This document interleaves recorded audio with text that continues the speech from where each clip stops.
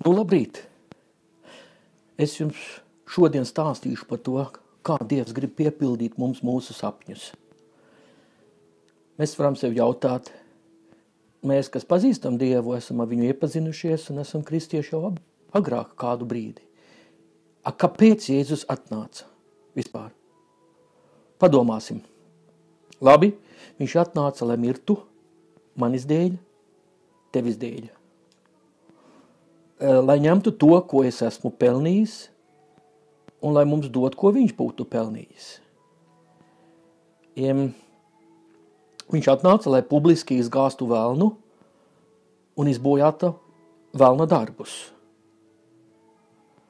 Lai atklātu, pasāktu un īstenotu Dieva valstību. Tamdēļ Jēzus atnāca. Jā, labi, mēs varam atrast daudzus iemeslus, vēl vairāk. Bet pirmam kārtām liekas, ka Jēzus atnāca, lai atklātu mums debesu tēvu, kas viņš ir. Neviens agrāk tā to nebija darījis zināmu kā viņš, kā Jēzus. Ne Mozus, ne tās pārējās lielās personības rakstos, vecā derībā, kas iesāka visu un ar ko turpinājās jaunā derība. Ne Ēlija vai citi to nedarīja zināmu, tādā veidā, kā Jēzus to darīja zināmu. Jo Jēzus teica, un viņš vienīgi teica to, ko mūsu debesu tēvs gribēja, lai viņš saka. Un viņš darīja to. Tur bija totālākā saskaņa Jēzum ar viņa vārdiem, ar viņa darbiem, ar viņa rīcību, ar viņa pieskārienu un viņa neizsakāmiem brīnumiem. Tā ir fantastika, ja sākam lasīt jauno derību. Neticami, bet ja Dievs būtu, vai tad viņš nebūtu tāds, kāds viņš ir aprakstīts jaundarībā. Neviens cits virs zemes un vēl aizvien nav teicis un pie pilna saprāta bijis, ka ja jūs esat mani redzējuši, jūs esat redzējuši Dievu. To Jēzus par sevi teica. To neviens cits agrāk nebija teicis par sevi. Un Jēzus vēl teica, viņš sūtīs citu aizstāvi mums. Identisku ar sevi, identisku ar debesu tēvu.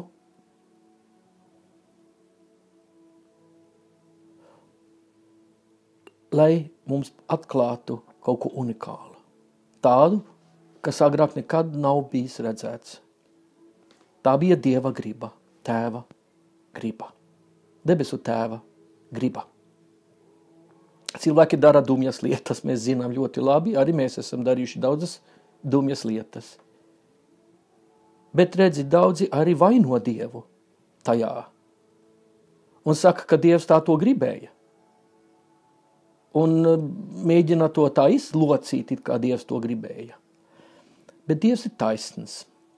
Viņš ļauj tev un man un visiem redzēt savu gribu. Kad nāk atklāsme no Dieva, tad nāk tādā veidā, ka to nevar pārprast. Tad, kad Dievs deva 10 baušļus Sinajā kalnā, kas atrodas Arabijā, tieši dienvidiem no Jeruzalemes,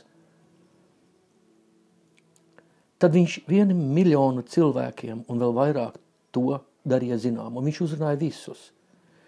Un mēs varam izšķirt, kur jocīgās reliģijas rodas, ka kaut kāds ielīd kaut kādā aliņā un pukšs viņam nāca atklāsme, un viņam vienīgam tas ir dots. Nē, Jēzus nāca publiski. Viņš atklāja visiem savu gribu, tēva gribu. Žēlastība neļauj mums visu, ko darīt. Un Dievs faktiski slēpj patiesības. Lai mēs tās tur atrastu, tur, kur īsti negribētos mums tās atrast. Mēs atrodam tās pie grēka nožēlas, ka mēs atzīstamies grēkus, ka mēs iemācamies atzīties grēkus pret citiem cilvēkiem arī. Ja mēs to varam darīt pret Dievu, mēs to varam darīt pret citiem cilvēkiem. Atvainošanos. Ar to Dievs dod iespēju sastapties ar viņu. Atklāsme netiek dota, lai mēs paliktu gudrāki. Jo samērā ņemjot mūsu inteliģenci ir daudz mazāk nekā Dieva. Jo Dievs redzi meklē mūsu sirdis. Dievs grib mums dot izšķirt un pagaršot sevi. Ir rakstīts Bībelē, baudiet un redziet, cik kungs ir labs. Redzi, tā ir pastāvīga iepazīšanās ar Dievu. Tas nav tāds vienreizējs gadījums, un tad ir āmen punkts, un es visu ļoti Dievu labi pazīstu, un vairāk no viņa nav ko zināt, nekā es zinu. Tā jau nav īsti. Tā ir, diemžēl, uzpūtība, jo Dievs ir daudz lielāks, nekā mēs viņu izprotam. Pat apustulis Pāvils teica, kas rakstīja tās vēstules vien ļoti lielu mēru no vēstulēm. Pat es domāju, 1/3 no Bībeles viņš rakstīja, jaundarības. Viņš arī teica, ka es gribu viņu iepazīt un viņa augšām celšanos spēku. Tātad viņš, apustulis Pāvils, kas tik daudz rakstīja mums, nepazina Dievu līdz pilnībai. Un mums jāatcerās, ka mēs neesam Pāvila mācekļi, mēs esam Jēzus mācekļi un sekotāji. Tā jau arī apustulis Pāvils mācīja. Pieņemsim, ka tu esi mantojis kaut ko. Mēs esam Kristus līdzmantinieki, ir pateikts. Tu esi mantojis, pieņemsim, 10 000 hektāru zemi. Tev ir redzama tā zeme, kalni, pakalni, ezeri, meži. Labi, tu apliecini, ka jā, tā ir mana zeme. Bet redzi, daudzi kristieši nav savu zemi izpētījuši. Viņi nav izstaigājušies par savu zemi. Viņi nav iebāzuši miet uz zemi un pateikuši sev un citiem, redzi, šī ir mana zeme. Vienīgais šeit ir, ko var darīt, tādā gadījumā, ir iekāpt savā kvadrciklā un izbraukt savu zemi, izpētīt. Vārds atklāsme nozīmē atsekt. Svētais gars mums padara redzamu to, ko Dievs ir darījis. Nevienmēr viņš rāda kaut ko jaunu, bet viņš dara redzamu. Viņš atklāja mums. Kungs mums to dod redzēt, lai mums dod pieredzi. Atklāsme, kurā sastopamies ar Dievu. Ja Dievs mums kaut ko atklāja, un šī atklāsme vedīs tuvāk Jēzum, tad tā nav no Dieva. Ja tā neatklās Jēzu, un ja mēs tur Jēzu nesaredzam mūsu atklāsmēs, tad tā nebūs no Dieva. Mēs tikai būsim talantīgi runātāji un argumentētāji. Tur ir liela atšķirība, vai rīkojamies ar sirdi, vai ar savu galvu. Atziņas koks, Bībeles iesākumā, no kā bija aizliegts ēst cilvēkam, un cilvēks tomēr ēda. Tas daudzu māca, gudrus vārdus parunā un iemāca mums visu kaut ko gudru. Neteiksim, ka tās ir nepareizības, bet tad, kad Dievs tēvs atklājas, tad nāk no zināšanas, nāk no sirds tās zināšanas. Atcerieties, Bībelē ir rakstīts par aklo Bartimeju. Viņš sauca Dāvida dēls, apžēlojies par mani. Jēzus atklājās Bartimejam. Viņš viņu izdziedināja. Viņš savu dēlu izdziedināja. Ja mums ir dēls vai meita, vai mēs to arī neizdziedinātu, ja mums būtu tas spēks? Protams, Lasīsim Jāņa evaņģelijā vienā posmā, 8. nodaļā, 3. pantā.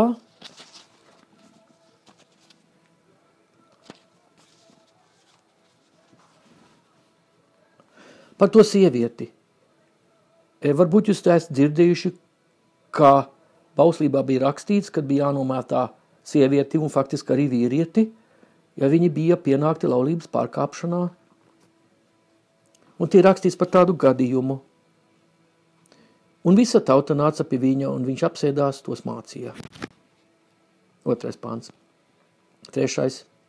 Tad rakstu mācītāji un farizēji atveda pie viņa sievieti, kura pienākta laulības pārkāpšanā, un to vidū nostatījuši.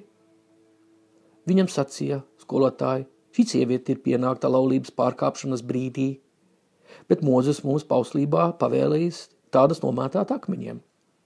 Un ko tu saki?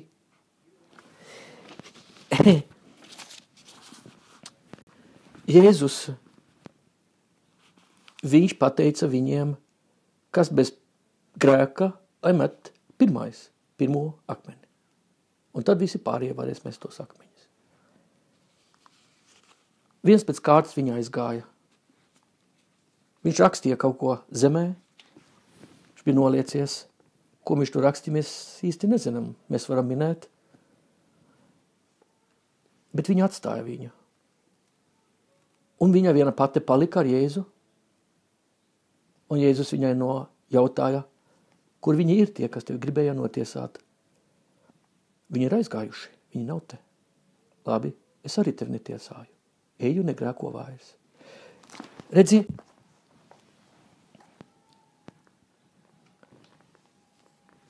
Dievs atjauno, Dievs restaurē cilvēku un Dievs rekonstruē cilvēku. Tāds ir mūsu debesu tēvs. Un te nav runas par dzīves stilu, kas, protams, stiloties kaut kādā veidā, man ir laba reputācija, bet ir runas par perfektu tēvu. Kāds ir tēvs? Mūsu debesu tēvs, kuru mēs neredzam. Mēs redzējām Jēzu.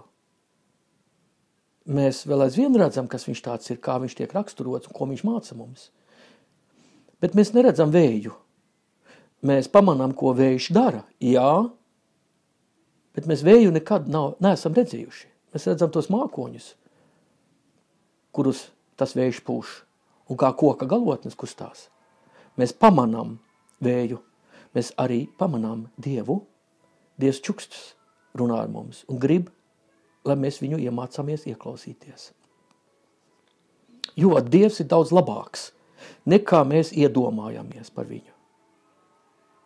Mums jāmaina savas domas par Dievu, kas viņš tāds ir. Kur mēs to te Dievu iepazīsim? Kā mēs viņu iepazīsim savu svētiem rakstiem? Savu personību, kas mums atklājās Jēzu Kristū. Esam bieži vien dzirdējuši, ka Dievam neinteresē mūsu vēlmes, bet mūsu vajadzības. Tas ir, protams, iemesls tāpēc, ka cilvēki tik dumis lietas vēlās. Jā, kuras Dievs netaisās atbildēt. Un ir vieglāk bieži vien pateikt tikai tā, ka Dievs grib apmierināt mūsu vajadzības, nevis mūsu iegribas. Bet nedz vai tas ir bībelīgi. Ar gribu ir saistīts pārdabisks spēks. Mēs zinām visi, kā tas ir, kad mums patīk našķi. Mums ir tīksmes pēc kafiju vai enerģetisko dzērienu. Visu, ko mēs darām savas iegribas dēļ. Esam mieru visu, ko pārkāpt. Un mēs zinām arī, ko traki vilina pat alkohols un narkotikas. Mācekļi strīdējās viens ar otru, kas bija vislielākais no viņiem. Jēzus viņus neaprāja, viņu tieksmes. tās tieksmes viņš neaprāja, bet viņš ieveda jaunu definīciju. Viņš maigi viņus apmācīja, jo redzi, Jēzus nenāca reliģiju, jo reliģija bojā sapņus. Evaņģēlijs dod sapņiem iespējamību. Bet tādiem sapņiem jātuvina Jēzum. Jo Dievs dod cilvēkam līdzināties pat Jēzum. Dievs dod iespējamības. Iet jaunā dzīves līmenī. Neiespējamības dzīves līmenī. Jēzus aicina uz neiespējamo. Faktiski tā ir, ka kristīgā dzīve ir neiespējama. Ja mēs lasām, piemēram, Kalnas prediķi, kā Jēzus runāja tur uz kalna, kas tā spēj dzīvot? Mēs saprotam, ka tas ir pareizi, ka mēs to lasām. Bet iedomājieties, Jēzus teica, ka mēs spēsim dziedināt slimajos.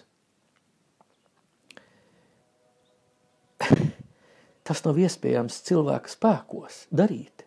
Mēs zinām, ko ārsti talantīgi iemācās savu amatu. Bet Jēzus runāja par to, ka mēs uzliksim rokas tikai uz viņiem un lūksim debesu tēvam Jēzus vārdā un pavēlēsim slimībai aiziet. Un tā aizies. Vai tas ir iespējami? Vai tas nav neiespējami, neizklausās? Tā? Jēzus runāja par to, ka mēs varēsim atgriezt dzīvē mirušos. Jēzus teica, ka tās lietas, ko es esmu darījis, tās arī jūs spēsiet darīt. Jēzus gāja caur sienām. Pamēģiniet, redzēsi. Bet Jēzus tā teica. Tie milzīgi pretruna liekas. Jēzus pats staigāja uz ūdens virsmas. Tās ir acīm redzot tādas milzīgas neiespējamības. Bet pat mīlēt tādā veidā, kā Jēzus teica, ka viņš grib, lai mēs mīlam viens otru un citus cilvēkus. Jaundarībā ir rakstīta grieķu valodā, sen grieķu valodā, koinā grieķu valodā. Bet jaundarībā ir 4 mīlestības aprakstītas. Filio, draudzības mīlestība, eros, erotiskā mīlestība, storgie, no tā kā sunim mīlestība pret saimnieku un agape mīlestība. Es sastapos ar skolotāju sen grieķu valodā, viņš apmācīja cilvēks, viņš bija mācības spēks Upsalas universitātē. Viņš teica, ka nebija tāds vārds kā agape mīlestība, pirms jaundarība tika rakstīta. Kā var kaut ko aprakstīt, kas nav bijis agrāk? Kā tu mūžmeža cilvēkiem, kas dzīvo kaut kur uz klusās okeāna salas, aprakstīsi automašīnu? Vai lidmašīnu, vai datoru? Tad acīm redzot, tie cilvēki darīja tā, viņi paņēma vienu vārdu, agape mīlestību, un sāka aprakstīt, kāda tā mīlestība ir. Mīlestība ir lēnprātīgā, tā neskauž. Tā nevēl nevienam neko ļaunu. Mīlestība, tas ir acīm redzot, agape mīlestība, ir tā mīlestība. Un tāds kaut kas nebija agrāk. Pat arī mīlēt tādā veidā mēs nespējam. Es personīgi pats iepazinos ar Dievu tieši tam dēļ, jo es nespēju mīlēt tādā veidā, kādā Jēzus aprakstīja būtu pareizi mīlēt. Es mīlēju savus ienaidniekus, bet tie man nemīlēja atpakaļ. Bet es sapratu, ka tas ir pareizi, man bija konflikts. Tad, kad Jēzus ienāk cilvēka sirdī, viņš pārāda cilvēku galīgi par jaunu, tur iekšā. Dažreiz arī pat ārpusē, ar dziedināšanas brīnumu. Dzirdēju par cilvēku, kam bija tetuvējumā uztetuvēts vēlns. Tas, ka viņš iemecējās baptistērijā, nokristījās, padarīja, ka viņam pazūd tieši tas vēlna attēls. Pārējie tetuvējumi palikuši, bet nevis tas pazuda. Dažreiz tā tas arī ir. Bet, kad Jēzus ienāk, tad agrāk mūsu gars bija nomiris. Nebija tas tur iekšā. Jēzus parādīja to vēlreiz pa jaunu, tādu, kas agrāk nav bijis. Un garaugļi ir mīlestība, miers, prieks, izturība, krietnums, labestība, uzticamība, lēnprātība, atturība. Tas ir viegli tā dzīvot, tu domā. Bet Jēzus teica, ka ir iespējams. Jēzus grib pārrakstīt dzīves kodu. Viņš to darīja pie jaunpiedzimšanas katram cilvēkam, kas ieaicināja Jēzu savā sirdī, atzinās savos grēkos un uzticējās Jēzum. Nevis uzticās saviem labiem darbiem un savu izgudrojumu par Dievu, bet Dievu tāds, kāds viņš patiesi ir. Jo tā jau nav. Ka Dievs būtu, ja tu gribētu, lai viņš būtu, un Dievs nav, ja tu negribi, lai viņš nebūtu. Ja tu negribētu, lai viņš būtu. Tāds Dievs nav vispār no gala sākuma, tā ir fantāzija. Tā ir jābūt patiesībai, lai es iedrošinātos tam ticēt. Savādāk es to sviedīšu prom. Daudzas lietas esmu sviedis prom dzīvē, bet vienīgais, kas ir nesis, ir šis Jēzus Kristus. Jēzus grib pārrakstīt dzīves kodu katram cilvēkam.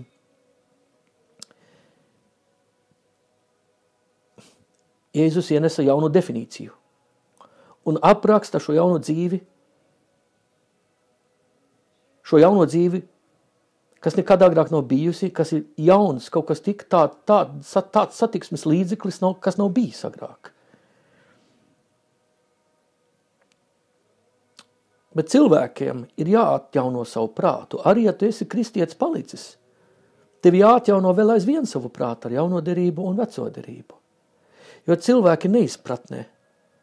Ja arī viņi kristieši palikuši kādreiz, viņi nogalina sevī to, ko Dievs faktiski ir devis. To vietā korekti jāieskatās, ko Dievs tad būtu devis šim cilvēkam ar jauno piedzimšanu.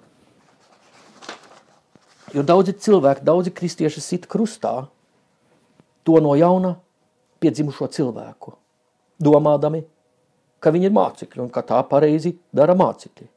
No visu, ko attiekdamies, visu, ko atdodami, un tās pašas iegribas ir tik ļaunas.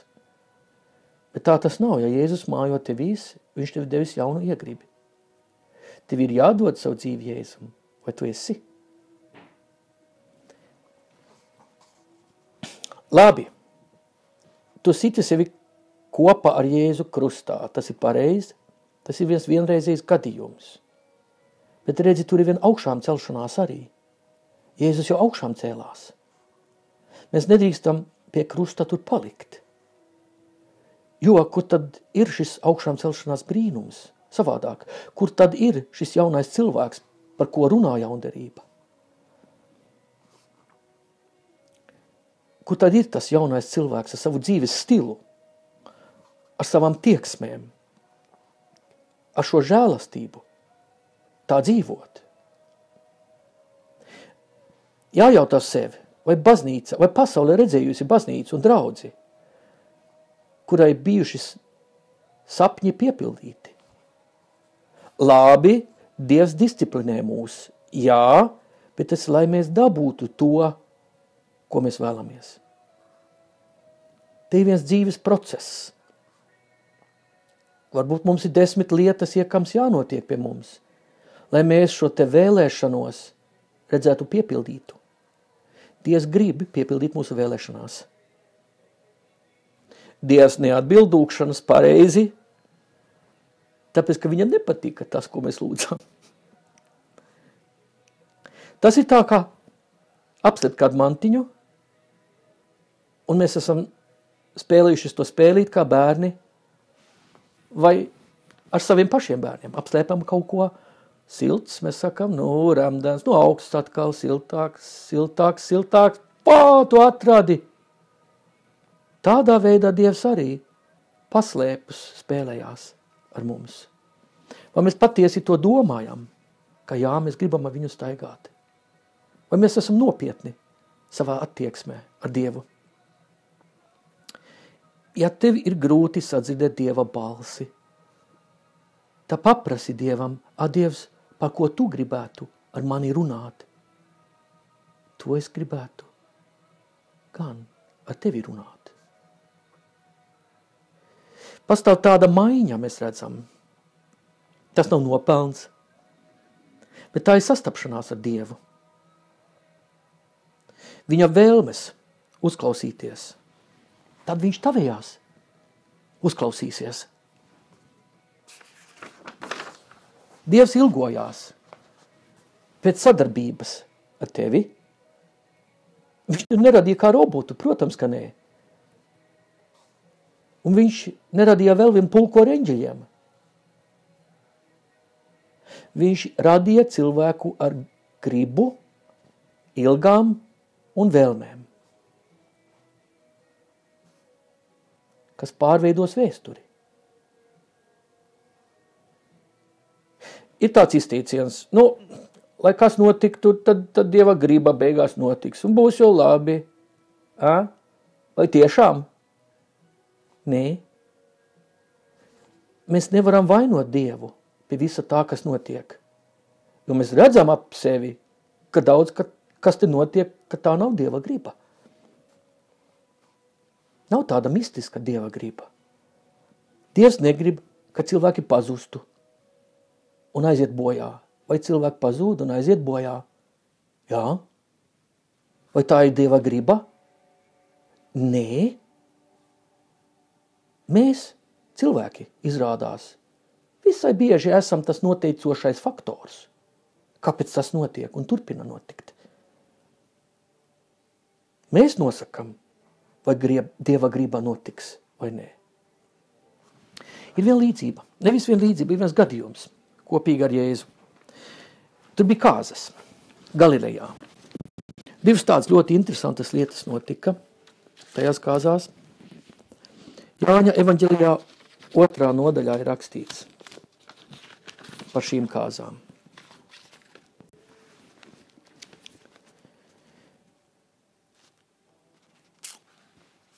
Trešajā dienā, 1. pantā rakstīts, 3. dienā bija kāzas Galilejās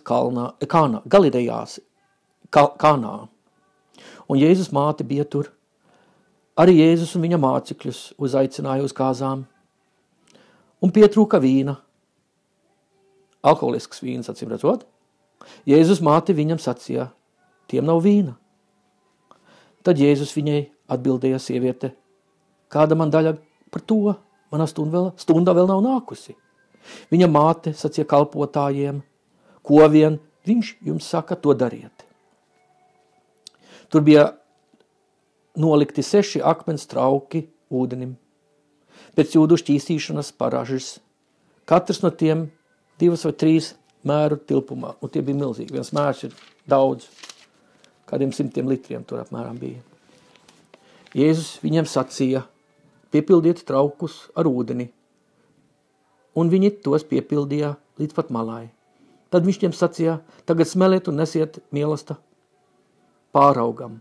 Un viņi to aiznesā. Kad mielasta pāraugs bija nobaudījis ūdeni, kas bija tapis par vīnu, viņš nezināja, no kurienes tas ir, bet kalpotāji, kas ūdenī bija smēluši, to zināja. Tad mielasta pāraugs sauca līgavainu un viņam sacīja. Ik viens cilvēks vispirms liek priekšā labo vīnu, un, kad viesi ieskurbuši, alkoholu, tad sliktāko, bet tu esi pataupījis labāko vīnu līdz šim. Tie ir 2 lietas, mēs redzam. Pirmā ir tas, ka acīm redzot Jēzus iztaisīja vienu humoru. Vienu pajokoja viņus. Jo, redziet, pamanīja to tie, kas nebija piedzērušies. Tikai tie pamanīja to brīnumu. Morāli tāda nepiedzeries. Tad tu redzēsi Dievu brīnumus, un tu sapratīsi Dievu. Tu piedzersiesi, tad nepamanīsi tādu lietu.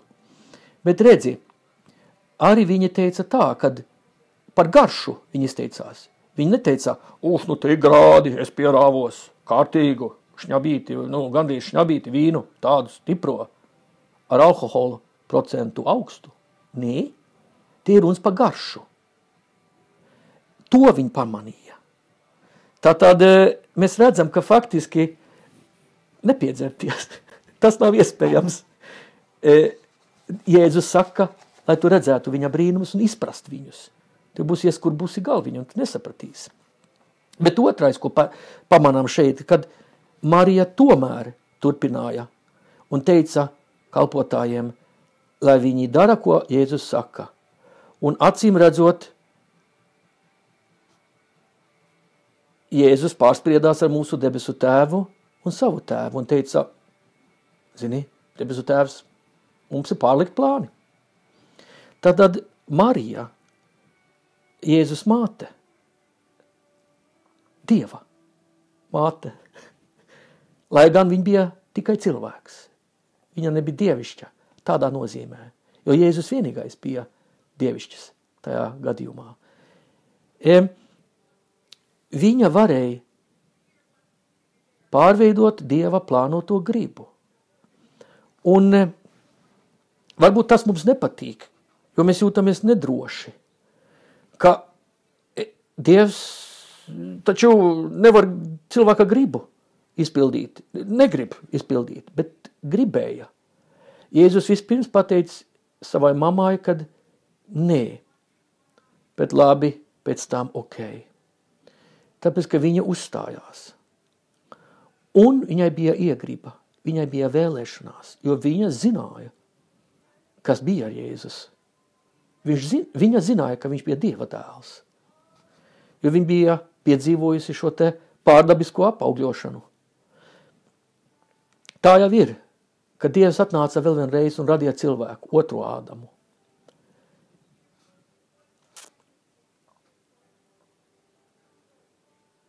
Dievs ir ierakstījis savā plānā ievēroti cilvēka sapņus.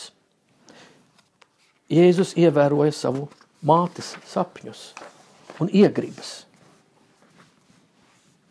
Ilgas ir pārdabiskas savā dabā un raksturā. Mēs zinām, ka ir sliktas iegribas. Mēs to zinām. Bet redzi, ko Jēzus teica. Viņš teica kaut ko neiespējami, fantastiski.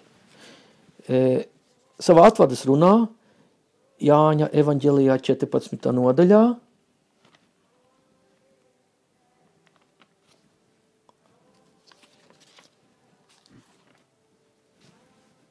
un 13. pantā un 14. pantā rakstīts. Jēzus runā saviem mācekļiem šeit, pirms viņu krustā sit, un pirms viņš augšām cēlās. Viņš sacīja saviem mācekļiem šādi. Ko vien jūs manā vārdā lūksiet, to es darīšu, lai tēvs tiktu pagodināts dēlā. Ja jūs manā vārdā ko lūksiet, es darīšu to.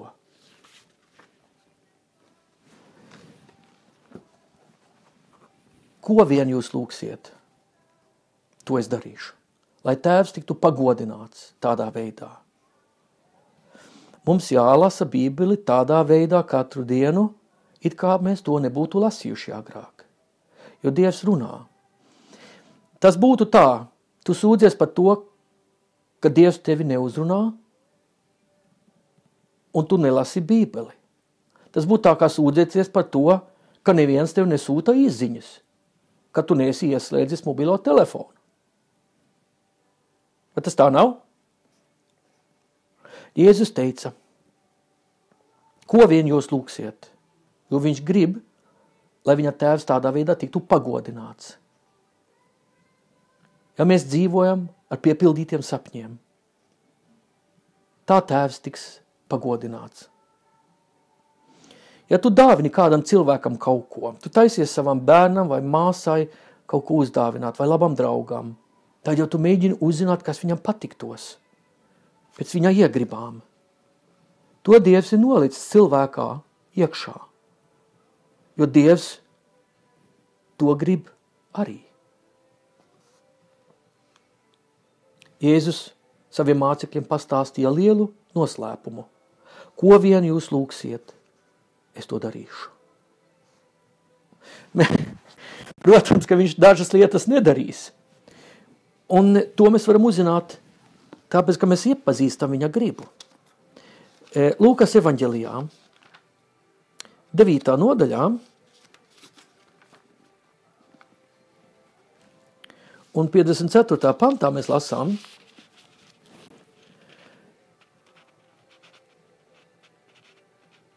un viņš 52. sāksim.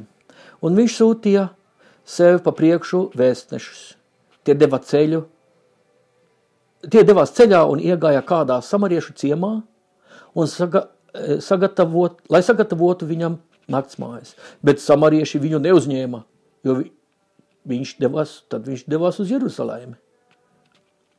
To redzēdami mācekļi Jānis un Jēkabs sacīja: Kungs, vai gribi, lai pavēlam ugunī nāk no debesīm un iznīcinātu tos, kā arī Ēlija darīja? Jēzus tos apsauca. Saprotiet, viņi, tāpēc, ka cilvēki viņus neuzņēma, tad viņi tur nosauks ūkuni. Un viņi pat piesauc vienu rakstu vietu, lai to padarītu legālu, un viņi pat dos Dievam godu par to. Tas jau ir tāds humors, un mēs redzam, ka tā jau notiek, ka nevaram. Pieņemsim, ka kaut kādi baptisti vai vasarasvētku locekļi rīkot konferenci kaut kur priekulē. Un par viņiem nosaukt uguni tādā veidā.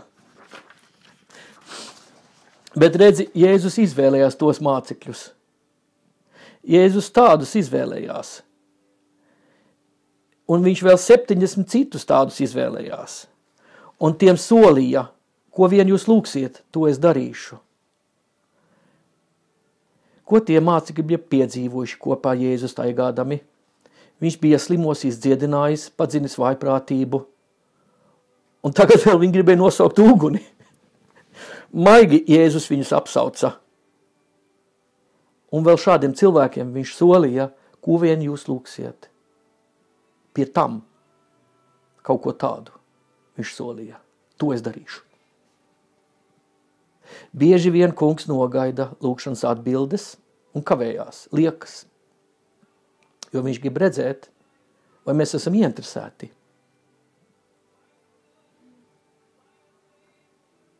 Ja viņš saka nē kaut kur, tad tas ir pagaidi.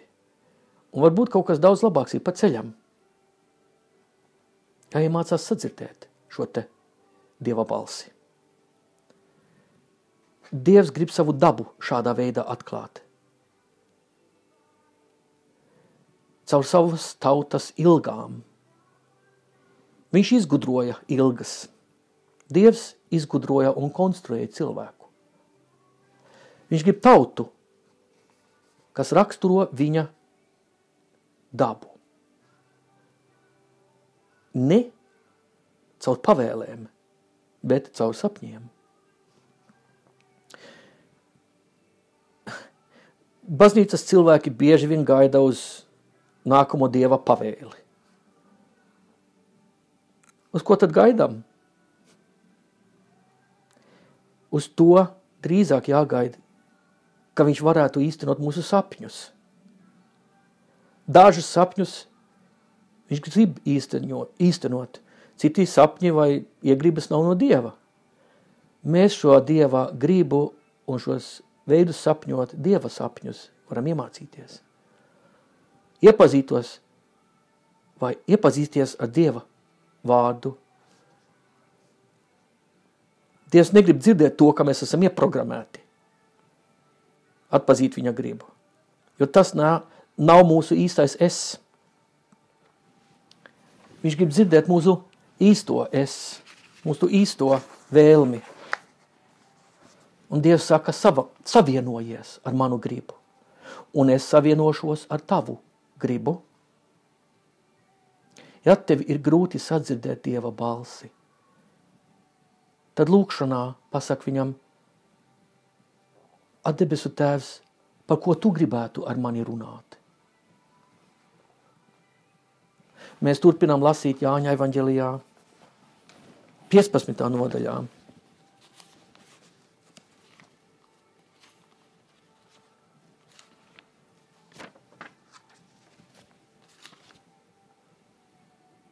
Septītā un 8. pantā. Ja jūs manī paliekat, un mani vārdi paliek jūsos, jūs varēsiet lūgt, ko vien gribēsiet, un tas jums notiks. Un mans Tēvs ar to tiks pagodināts. Šī rakstu vietā nav runāts par cilvēka raksturu, tā kā rakstīts par garaugļiem, bet par lūkšanas atbildēm. Par to, kā debesu Tēvs tiks pagodināts mūsos. Ka mēs dabonam lūkšanas atbildes. Iedomājieties, tukšā gaisā izsaukt savu lūkšanu. Mēs neredzam Dievu, mēs viņu pamanām. Savas vēlēšanas un būs. Tas notiks. Būs lūkšanas atbilde. To Jēzus grib pie mums īstenot. Tas padara cilvēku mēmu, tādu, kas tam nemazam netic, ka mēs ticam.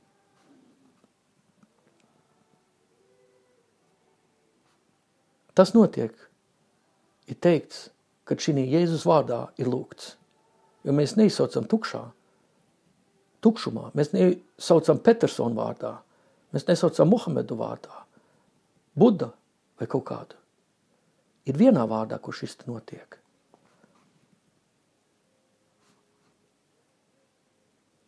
Prasi neiespējamo. Nevis, lai uguns nokristu un aprīt tos, kas tev nepiekrīt, vai tavs pretiniekus. Pirms viss būs pagalām, pirms visa debes izjuks un viss pamati izkusīs un nodegs, tad Dievs grib redzēt tādu tautu, kas ir saskaņā ar viņu, un kas saskaņā staigā ar viņu un ar viens otru, kas atklāja viņa gribu caur ilgām un iegribām.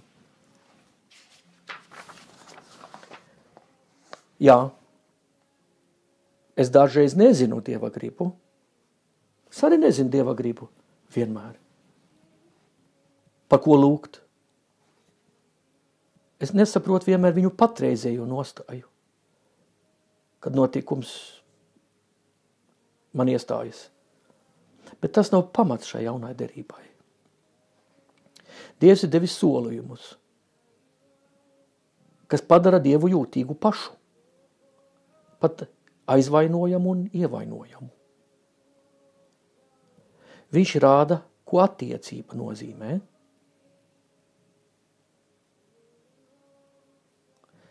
Attiecība maksā.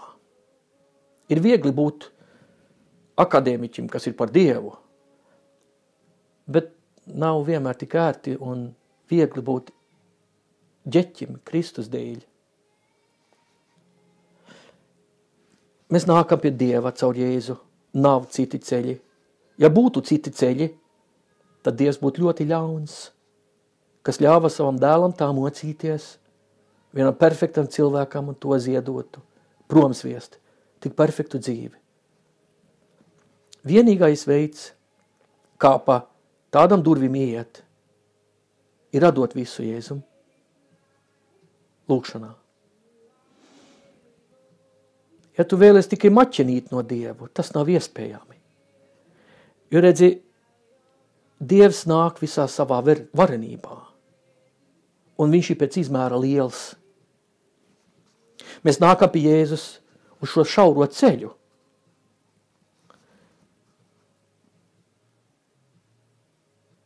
Bet diez vai mēs uz to šauro ceļu turpinam īstie Jēzu staigāt. Dievam ir pretrunas, viņam ir paradoksi. Dodi, tad tu taps dots, tad ja tu atdod kaut ko. Mirsti, tad tu dzīvosi. staigā pa šauro ceļu, tad dabūsi plašu laukumu. Jo Dievs ir milzīgs.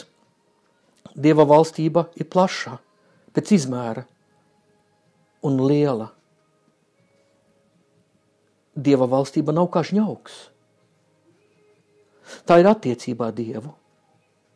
Tā ir draudzība ar Jēzu. Tā ir partnera attiecība. Mēs staigājām tā kā uz nostieptu striķi pa šo šauro ceļu. Bet vienlaikus mēs redzam, ka Jēzus saka, ko vien jūs lūksiet, to es jums došu. Vienlaikus šaurs striķis, bet plašs laukums. Autentiskumu Jēzus meklē, godīgumu, nevis rakstura iznīcināšanu. Pieņemsim, ka Jēzus parādās man. Viņš man prasa, Jāni, ko es tu varu dot? Dievs, es gribu tavu prātu darīt. Nu labi, es to saprotu, bet ko tu gribi? Es tu iedošu. Bet tik vien tavu gribu, es gribu tavu gribu. Bet ko tu gribi? To taču Dievs grib dot. Viņš runā par to.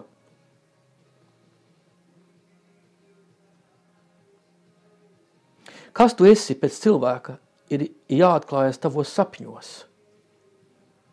Šādu manifestāciju pasaulē vajadzīgs caur tevi.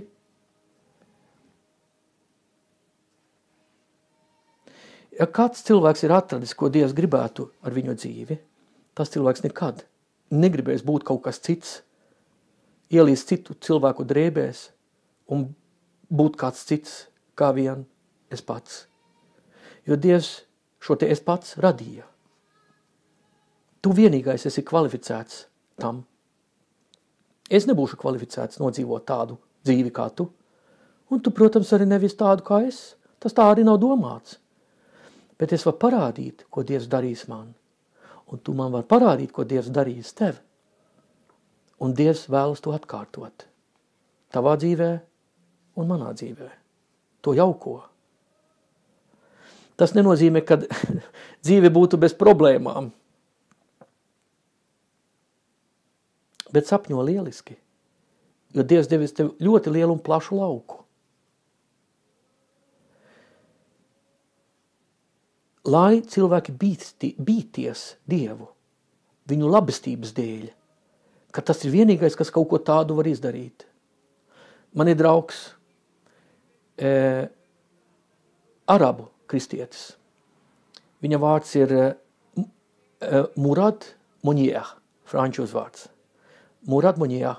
Pie viņa, no manas pilsētas slimnīcas Vesterosā, tika sūtīts viens musulmāns, kas bija smagi mocīts Sīrijā. Pirms mēneša, kaut kur janvārī 2015. gadā. Un viņš bija pakarināts labā rokā, tā kā nervi pārtrūka, un viņa bija gaļas gabals, ko viņš nesa ap sev līdzi. Šis musulmāns atnāca pirmo reizi pie kristiešiem, kristīgiem arabiem, tie pielūdz Jēzu pa viņu, šis te musulmāns tika izdziedināts, viņam sajūta atnāca atpakaļ rokā, bet tu domā, ka viņš raudāja. Viņš nemitīgi raudāja, ka viņš tādu kaut ko piedzīvoja. Un viņš pēc tam staigā manā pilsētā apkārt un stāstīja visiem, ko šis Jēzus ir darījis viņam. Viņš, protams, ar nāves draudu no musulmaņiem, tā ir rakstīts Korānā, ka viņiem jānogalina to, kas palic pa kristieti. Bija agrāk musulmāns, bet viņam vienalga.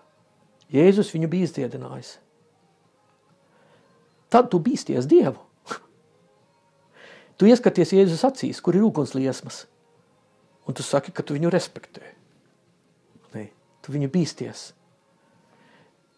Bet viņu labestības dēļ, jo tev sāpēs milzīgi, staigāt pašam savas gaitas. Es esmu izmēģinājis. Man ir sāpēs milzīgi. Es negribu, ka lai man sāp. Un es negribu, lai tev sāpētu. Cik ekstrēmai jābūt šādai Dieva labestībai, lai cilvēki bītos šo Dievu. Ja tev iet labi darbā, tev sokās ok, Tas varētu būt bijis tu pats, kas tu esi panācis. Ja mēs palīdzam bezpajumtniekiem pilsētā, mūsu pilsētā, tad cilvēki var uzsist mums uz pleciem un teikt, ka tu jūs darījāt labi. Bet ja mēs Jēzum lūdzam, lai Jēzus viņam palīdz un kāds tu tiek izdziedināts, neviens neteiks mums, kad uzsitīs mums uz plecu vairs. Un neteiks, ka, tu jūs darījāt labi. Ko mēs gribam? Vai mēs gribam savus talantus izrādīt citiem, ja mēs gribam, lai Dievs atklājās? Pirms pasauli būs pagalam, jānāk tev un man. Un mums jābūt tādai tautai, kas tādā veidā piedzīvo lūkšanas atbildes. Tā, ka cilvēki paliek mēmi un bīstās Dievu. Uz tādu žēlastību Dievs aicina. Un mums jādod citiem no šīs žēlastības. Un cilvēki nāks mūsu paspārnes. Esmu sapazinies ar vienu mācītāju Ukrainā, tieši pie frontes robežas, Mariupolā. Un viņam Dievs atbild uz lūkšanām. Viņa draudzes locekļi nav savainoti, viņš man raksta. Viņš raksta vienam draugam man krieviski, es neprotu krieviski, un šis draugs man zviedriski iztulko. Un tās lūkšanas atbildes ir fantastiskas. Mēs redzam, ka te ir runas par dzīvību, par dzīvības koku.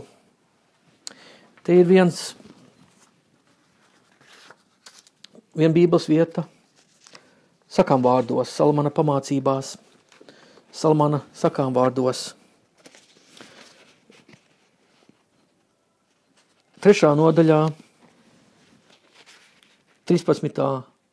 līdz pat 18. pantā rakstīts: Svētīts, kas gudrību rod, un tas, kurš iemantos saprašanu, jo tā nes vairāk peļņas nekā sudrabs un vairāk guvuma nekā zelts. Tā vērtīgāka par dārgakmeņiem, nekas, ko tu kāro, nav tam tai līdzināms. Ilgs mūžs tai labajā rokā, kreisajā rokā tai bagātība un gods, kas staigā tās ceļus, sasniedz tīksmi, un visas tās tekas ved pie miera. Tā dzīvības koks tiem, kas pie tās tveras, kas pie tā turas, ir svētīti.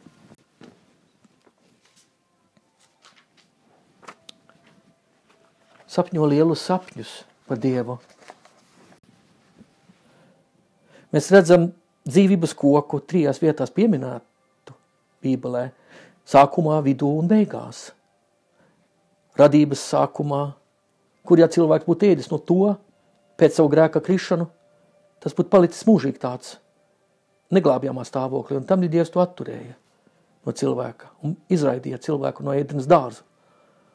2. vietā ir Bībeles vidū, sakām vārdos, Salamana pamācībās, un 3. vietā atklāsmes grāmatā, debesīs. Sapņo lielus sapņus par Dievu kopā ar Dievu, no lūkšanas atbildes pārpilnību dalies.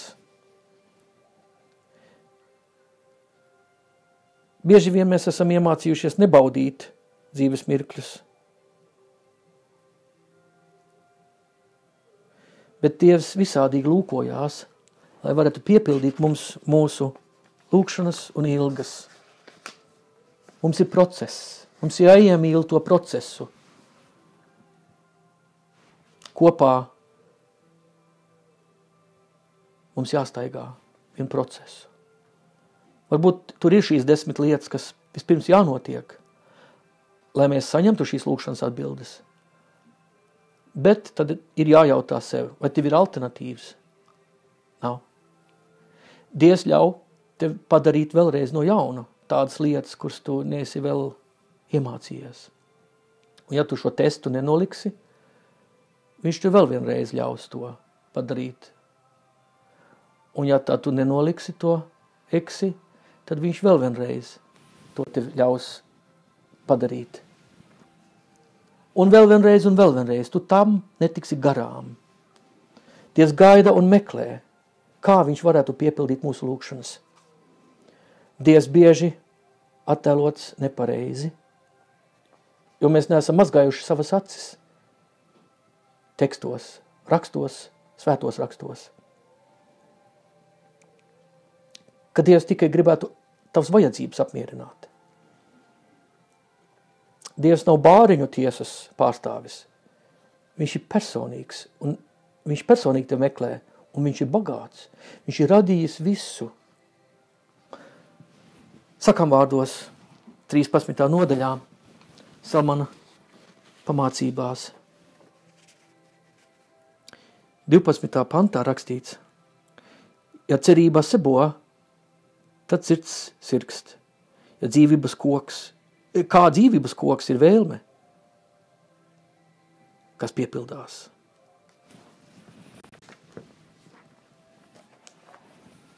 Problēmas būs dzīvē, bet piepildīsies tavas vēlmes. Vai tas nebūs taviem līdzcilvēkiem par svētību? Būs. Ka tie raudzīsies uz Dievu tam dēļ. Un viņiem arī piepildīsies sapņi. Mateva evaņģēlijā 6. nodaļā ir rakstīts: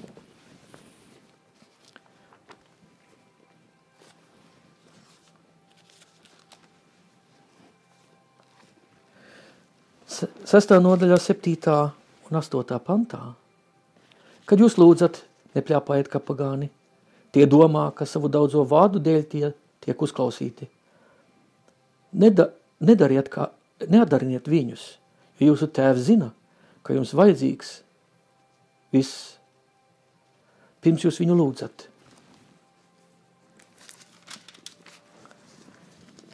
Tas mēs redzam, ka, protams, tā tas nav, ka mums nav jālūdz Dievu pēc vajadzībām, pēc mūsu vajadzībām. Dievs zina mūsu vajadzības. Ne jau tā, ka mēs nelūgtu Dievu pēc savām vajadzībām. Bet neatkārtoties, jo tas radīs pretrunu pret šo labo tēvu. Ja mēs brēkdami lūdzam Dievu, lai viņš kādu cilvēku izciedina pēc žēlastības, tad mums arī jāpieskatā to, lai mēs neiedomājamies, ka mums ir vairāk žēlastība nekā Dievam ir. Dievs noteikti to cilvēku grib izciedināt. Jā, es zinu viņa gribu. Es nezinu tieši, kā viņš to darīs. Es zinu to ceļu. Es meklēju Dievu. Kad es sastopu cilvēku, ar ko es kopīgi lūdzu pēc viņu vajadzībām.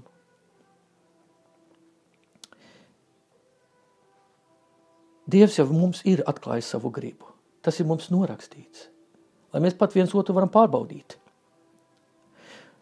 Mums ir jāiekāpj šajā Dieva gribā un jāatraisa šo visu, lai tas manifestētos, lai būtu manifestācija.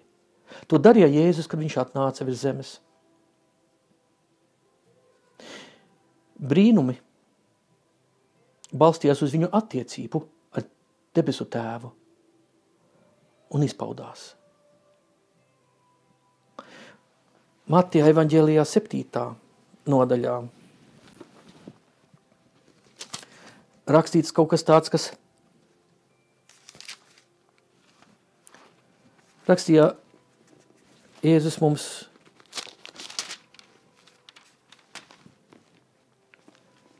lūdziet, tad jums tiks dots, meklējiet, un jūs atradīsiet, klaudziniet, un jums atvērs. Ik viens, kas lūdz, saņem. Kas meklē, atrod, un tam, kas klaudzina, atvērs.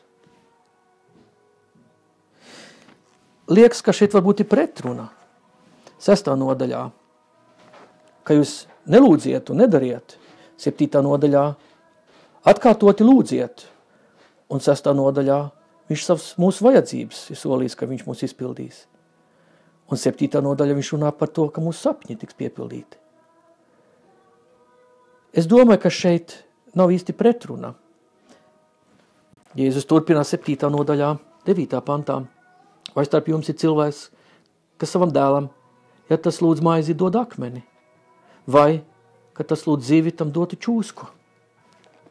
Ja nu jūs ļauni būdami saviem bērniem dodat labas dāvanas, cik daudz vairāk labat jūsu debesu tēvs dos tiem, kas viņu lūdz? Protams, lai mēs nebūvām savas lielvalsts pils vai kaut ko, īpašuma daudzums nav tas, kas raksturo dievbijību. Bet nevienam Dievs negrib tik vien apsolījumus dot sakarā ar vajadzībām. Viņš grib tos dot sakarā ar iegribu, ar sapņiem.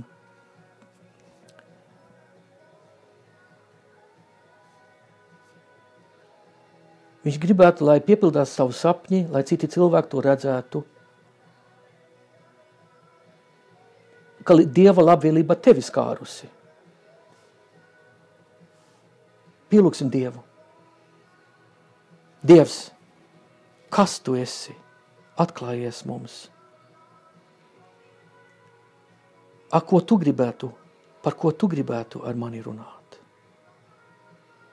Amen.